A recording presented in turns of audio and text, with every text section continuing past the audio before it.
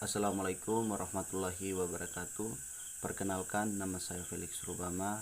Saya mahasiswa pendidikan geografi Universitas Negeri Gorontalo. Pada video kali ini saya akan menjelaskan tentang materi geografi kebencanaan. Di sini saya memiliki 5 subbab materi. Yang pertama ialah geologi gempa dan seismologi. Yang kedua adalah letusan gunung api akibat tektonik lempeng dan magma. Yang ketiga adalah tsunami versus angin. Dan keempat perubahan iklim. Dan yang kelima adalah banjir.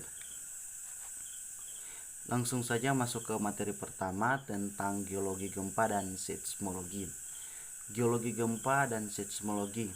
Geologi gempa dan seismologi adalah hukum Setno tentang kontinuitas asli, menyatakan bahwa lapisan sedimen kontinu berakhir hanya dengan menabrak ketinggian topografi seperti bukit dan tebing.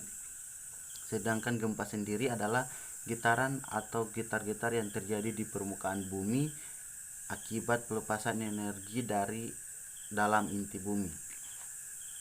Jadi ketika Anda melakukan penelitian tentang geologi gempa ini, ada jenis-jenis kesalahan yang ditemukan dalam melakukan penelitian. Yang pertama ialah kesalahan deep sleep, yang kedua adalah kesalahan strike slip, dan yang ketiga adalah kesalahan transformasi. Jadi selain itu kita harus mengetahui perkembangan seismologi. Jadi studi tentang gempa bumi dikenal dengan seismologi atau penanda gempa paling awal. Jadi penanda gempa paling awal ini ditandai dengan adanya ombak. Ombak ini memiliki beberapa gelombang. Di antaranya adalah gelombang tubuh, gelombang primer, gelombang sekunder, ada gelombang seismik dan gelombang seismik dan interior bumi. Setelah kita mengetahui beberapa gelombang, kita akan mengetahui besaran gempa.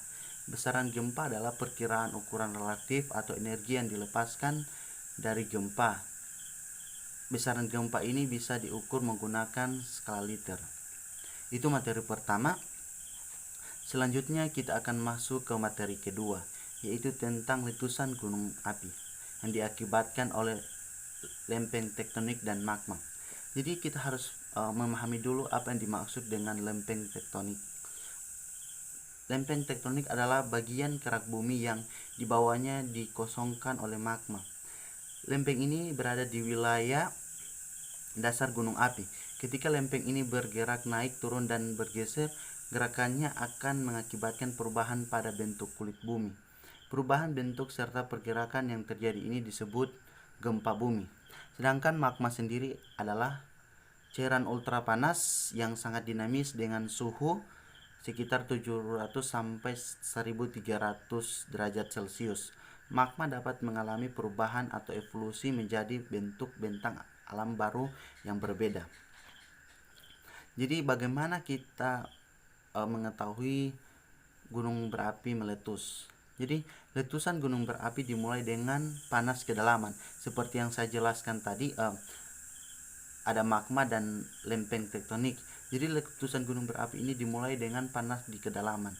Batuan super panas akan naik ke tingkat dengan tekanan lebih rendah. Ada beberapa batuan padat dan berubah fase menjadi magma cair yang menghasilkan ekspansi volume dan menyebabkan letusan selangkah demi selangkah.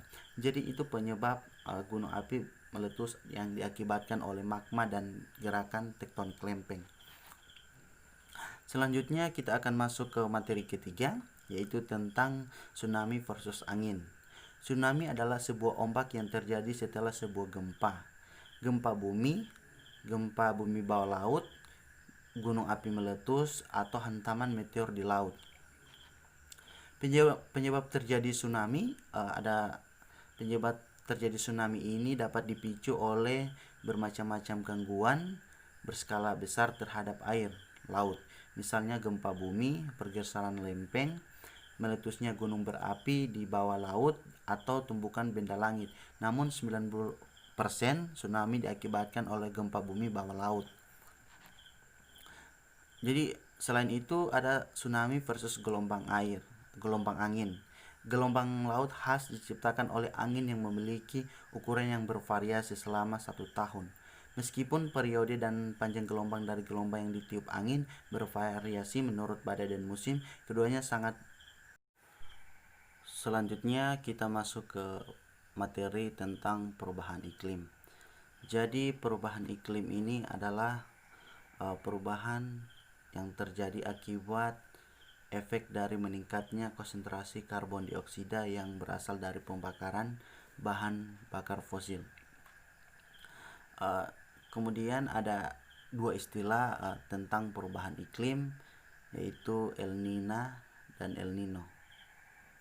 Jadi El Niño merupakan permukaan air laut atau mosaik yang lebih hangat, masa air menengah dan lebih dingin yang melakukan kontrol kuat terhadap cuaca regional. Artinya apa? La Niña ini adalah perubahan iklim dalam musim dingin. Ada juga yang dinamakan El Nino.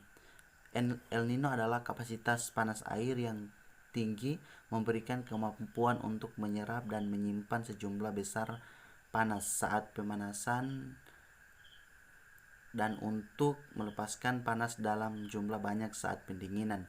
Artinya ini perubahan iklim dalam musim panas.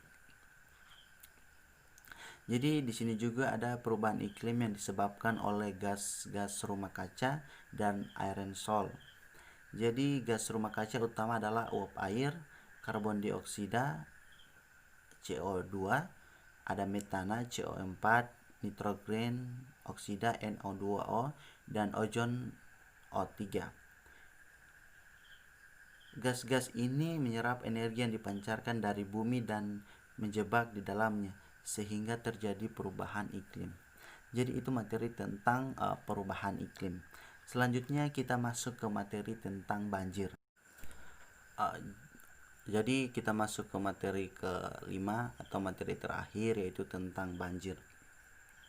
Banjir dapat berupa genangan pada lahan yang biasanya kering, seperti pada lahan pertanian, permukiman, dan pusat kota.